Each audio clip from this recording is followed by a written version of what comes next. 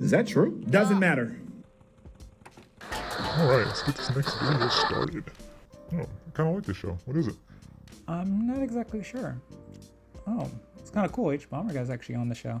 I don't think he's actually on the show. I think it's just an alternate reality where he is on the show. Oh. Could we visit, like, the show and actually see him on the show? I don't know, I think that's a fourth wall thing. Would that be a fourth wall thing? Maybe. But we should actually get into the video instead of talking about that. I guess. Laters! What's the video about? The Overseer, your only meaningful choice is picking which weapon you mash them to death with. They're treated like the radroaches. Like I said, the problem with Fallout 3 isn't any one issue.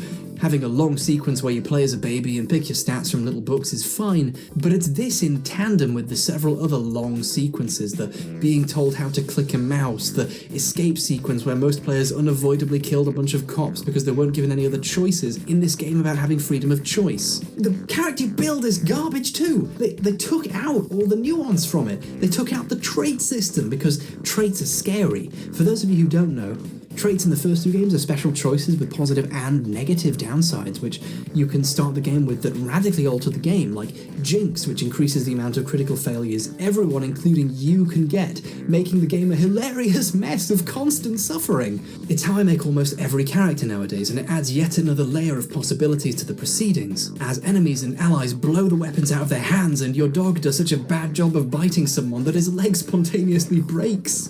But who'd want to risk having funny things happen at random, or cool risk-reward builds for characters who want to specialize in certain types of skills? That sounds too fun, and like it would add too much variety. That would run the risk of making the vault escape sequence even a little different every time you do it.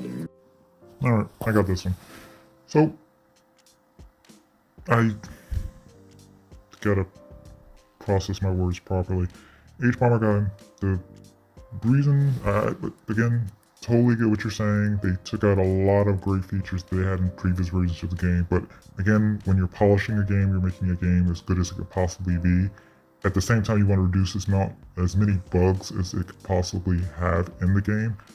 Eventually, you're going to have to weed those things out. And I totally get the fact of the older version of the game actually still had a lot of those features, but the older version of the game wasn't a 3D version of the game that you're playing with Fallout 3.